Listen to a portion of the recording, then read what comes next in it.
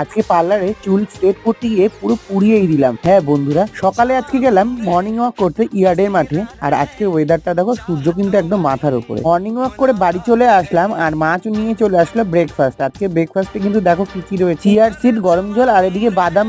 সকালের এই মেনুগুলো আমার যদি না খাওয়া হয় আর ভালোই লাগে না। তো যাই হোক, আমি একটু বাদাম আর গরম জল চিয়ার সিড খাবো। এখন আমন্ড বাদাম খেয়ে নিচ্ছি। আর আমন্ডটা তো আমি প্রতিদিন রেগুলারই রাখি।